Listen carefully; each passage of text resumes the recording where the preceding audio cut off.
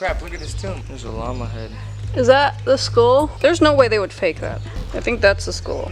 If you aren't gonna bury me with gold-plated masks, I don't want it. That's a real freaking llama bones. This location right here is the tomb of the Lord of SíPAN. This is what they referred to as the King Tut of the Americas. This is the old lord. This is the OG. Lord SíPAN's papa. So this archaeological site is very famous because they found the tomb of Lord SíPAN here, and it's comparable to King Tut because a lot of what they found on the inside were comparable in wealth and luxuriousness as King Tut. It's also unlooted, which is very uncommon. That's what makes this archaeological site super fascinating. Unfortunately, they don't have skeleton remains here at the site museum, but if you go to Lambayeque, you can see them in a museum there. So our recommendation is coming here first, learning about the site, seeing the site itself, and then heading to Lambayeque, going to that museum where you can actually see Lord SíPAN, and you can also hit Tucumé archaeological site there as well, because a lot of this is actually really interrelated. It's really cool to see the similarities and the different combination of cultures that used these sites. Welcome to Huaca Rajada. We took a colectivo to get here from Terminal Espel. They left when it got full around 11 a.m. It cost 5 soles per person, and it took about an hour to get here. The last colectivo out arrives at the entrance, and the last bus is at 5 p.m. The entrance costs 8 soles per person, but it also includes the museum and the actual archaeological site itself. So let's check out why they call it King Tut of the Americas.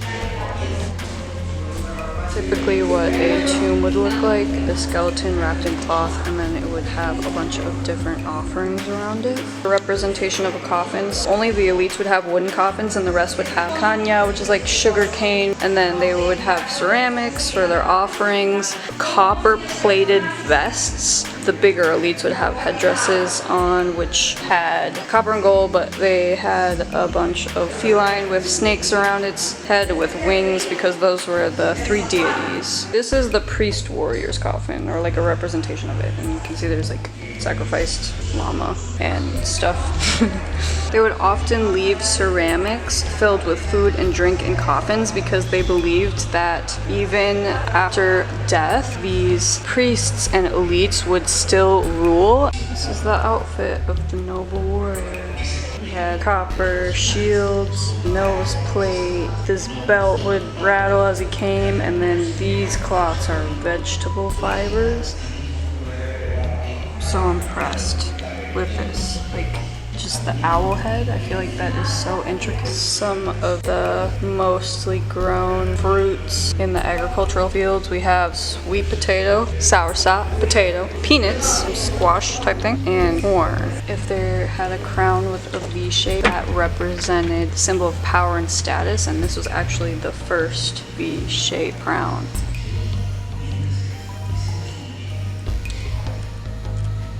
Okay, so we just finished up at the museum, and now we're gonna go to the actual site itself. We have to head back down this road, take a left, and then there's an entrance about a 3-minute walk. I just find it so fascinating how this place just has so much culture, and we can really look into the lives of the pre-Incan people who lived here, Mochicas, Chimus, and the Lambayeque. Truly had like intricate ceramics, intricate designs with copper and irrigation systems. Like, this was a very smart community that lived here, and it's just crazy because we can learn so much about pre-Incan history just at this site alone. Okay, so we're gonna head to the actual site now, and we'll take you with us.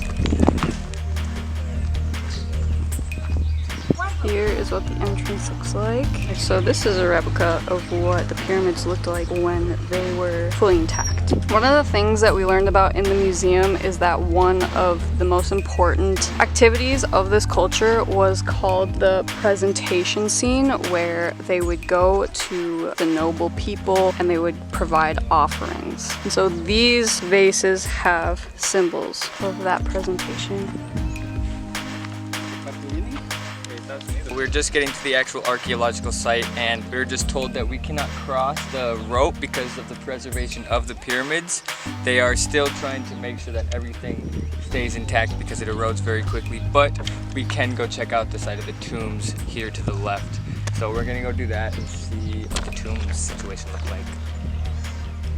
These pictures are really helping me get a sense of what it was actually like.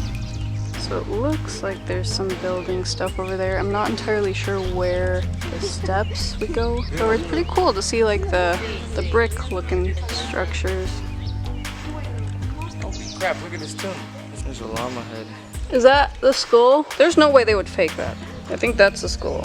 This is wild, the fact that they were once, hundreds of years ago, thousands of years ago, sitting in this exact same spot, lowering this warrior priest into this tomb.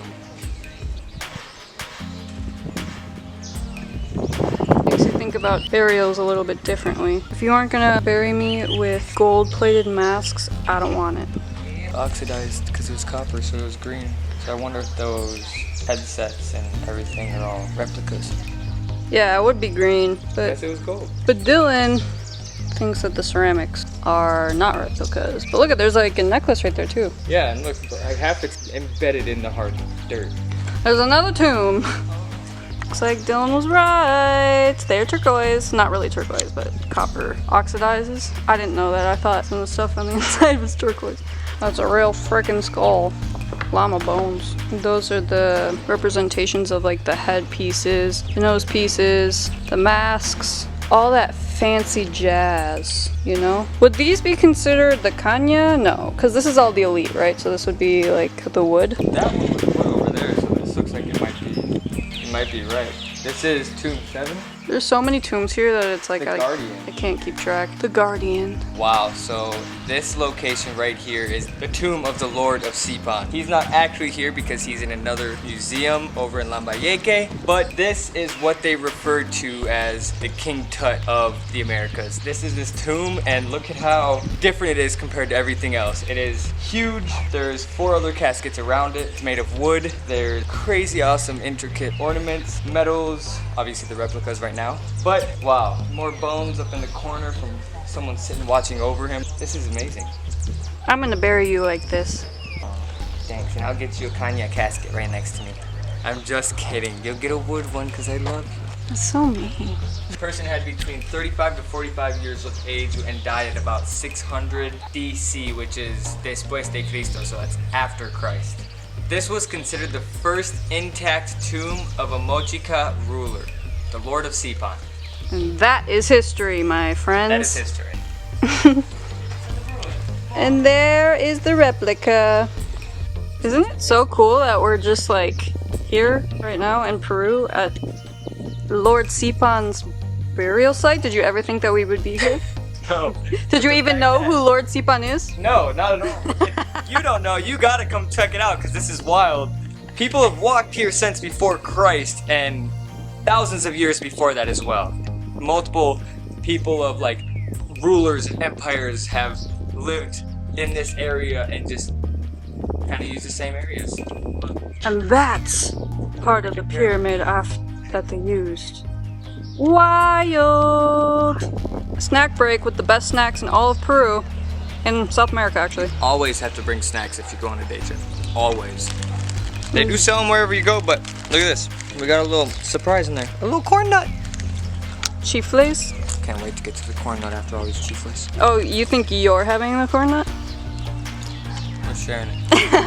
I'm kidding, you can have it. Look at all them chickens. Another tomb. This is the priest. And there's another llama. Another llama. That looks way more intact than all the other llamas. You know, 400 BC, AC, after Christ, whatever. Tough time to be a llama. Tough time to be a llama. And a person, because you get sacrificed. We're going back in time. Each step we take, it's going deeper and deeper into the past. That's interesting to think about. It's cool that they have this little area since you can't actually explore the site itself. Probably 600 years after Christ right now. This is just like the level they were standing at. Well, that's actually kind of weird to think. Yeah.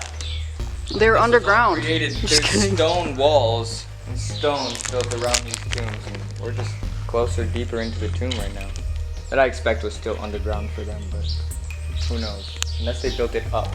That's true. They did build the tombs underground. So this pottery is so beautiful, and like the paintings on them. Another llama head. So intricate. Where's the llama head? Where? Thanks. Oh, it's not focusing. SíPAN people were here. Splattering light. Gotta make the tomb for the SíPANs. They're not the SíPANs. This is the old lord. Oh my gosh. Okay, this is the old lord. This is SíPAN's papa. This is Lord SíPAN's papa. Lord SíPAN was actually a descendant of this guy, and that's crazy. This is the OG. This is the OG SíPAN Lord. This guy was the first ruler of SíPAN. And unlike other noble mochicas, he was buried in a funeral bundle in a grave pit. Accompanied by a young woman and a llama. That's so cool. Look at all those copper plates. And headdress. And ceramics. Guys, well that concludes our journey here to the Huaca Rajada. Definitely worth visiting, and if you're curious about any other information, drop us a comment below so that way we can give you our personal insight from being here, or if you're just interested in coming here and not sure if it's worth it or whatnot. I will tell you right now, it is 100% worth it. This is so fascinating. Now we got a little hour ride back to Chiclayo before we head out tomorrow. Thanks again for coming along, and we appreciate you for watching this video. Don't forget to hit that subscribe button because we got a lot coming your way. Bye.